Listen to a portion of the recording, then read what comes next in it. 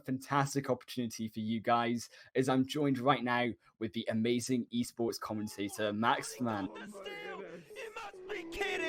And I want to ask how you got into commentating online competitions. And it ended up actually being with Tencent. So I just accepted that gig again, and I got a month of work in Ukraine for the PUBG Mobile Club Open. My story is a little bit like different from maybe other commentators or casters, in the fact that I literally just knew the right person, and I got tagged on a tweet on Twitter about someone looking for a tournament for a replacement caster, and I was like, well, I'm free for those dates, why not just go for it? And often we hear a lot of terminology such as, shoutcasting, play-by-play casting, or even color casting. What's the difference between all of these different terms?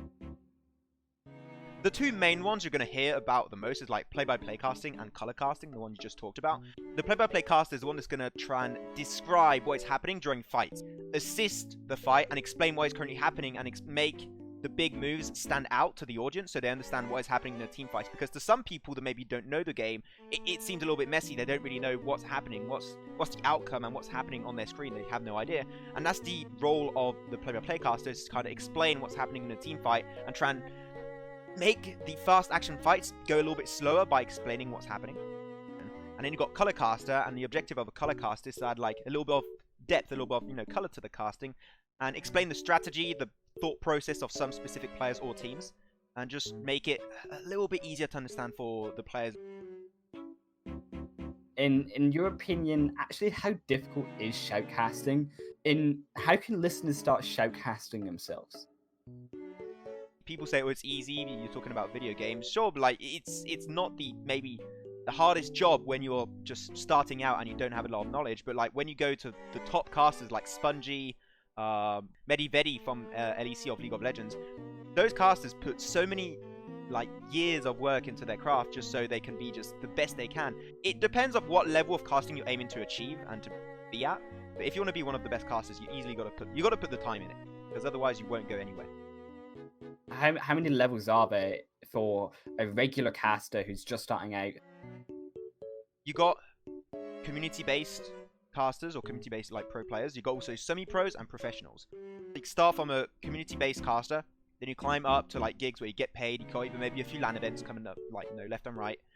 So as a semi-pro caster, and then you go full-time, which is where like all the top casters of like CS:GO, League of Legends. So that would be like the 3 levels I would talk about, and you just got to like slowly climb up. Often it can be hard to get your name out there, and with so many people trying to go profession nowadays, how did you overcome this? So you're a little bit of a branding, I guess you're trying to talk about. Every single stream, even the biggest streams, is like 300,000 viewers for like the Katowice ESL CSGO tournament that happened just a few weeks ago. But even them, one of the biggest tournaments, they have like little graphics to show up for like maybe 10-15 seconds of like just the casters like name, their Twitter @ or their Instagram, like some socials, because don't be scared of putting your name out there. And by that I mean just say who you are and say, go follow me over there if you like the content. So that would be my tip, is like have graphics with your TO, and also just don't hesitate to put yourself out there and just say who you are. You've already mentioned some, like from Vainglory World Electronic Sports Games 2019 EU qualifiers to Number 2. to Call of Duty's Mobile Pro League, and as you say, even traveled to Ukraine to the PUBG Club Open. What makes each cast for you a unique experience? The game itself is so different. Like you said, like casted WSG, Vainglory, like that was from home already, which is like a completely different experience because like you're more comfortable, you're in a familiar environment. After I had one where I was in like a studio, in a production studio in Ukraine, in Kiev, you got a really good environment just for casting. So you're enclosed and you can do whatever the hell you want. Like I was throwing pens left, right, and center. That was really fun. And then you had like a LAN event that was in Berlin, as I mentioned earlier, for the prelim finals of Spring Split PMCO 2019. They have the players in the background, like physically with you. You must be kidding me! And they stack up on the breaking point. And there you go, that's going to be one casualty, but look at that, they're going for the back door, all of them, and that's going to be also Kane just denying that backport.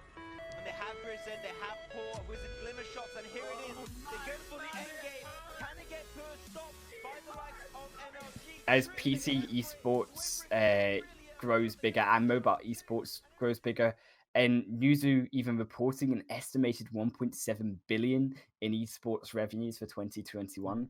With all that money being invested and coming out of mobile esports comes a lot more opportunities as well. Yeah. And what do you think for a regular listener who just wants to get into that industry? What are the things to look at? Mobile gaming is one big evolution that's coming up for not mobile gaming, sorry, but like for gaming and esports in general. So the global market of like mobile games and just mobile technology in general is like 4 times bigger than what we have currently for computers. You got a lot more people that can potentially make a living out of it because you've got such a big industry potential that's just slowly blooming. Finally, what are the things that you're looking forward to in 2020? What are you going to be doing this year? But I have been taken for PUBG Mobile Club Open Spring Split 2020 with Tencent for the European region. So this year I'm going to be doing the entirety of the European region. I'm taking care of that with Cormac Imperium. Also, I'm trying to get like a lot more LAN events under my belt because right now I only had 1 LAN event in Berlin, which was like the best experience ever, and I want to feel that again because it's just I need it in my life. So this platform is the future, and you should go for it right now.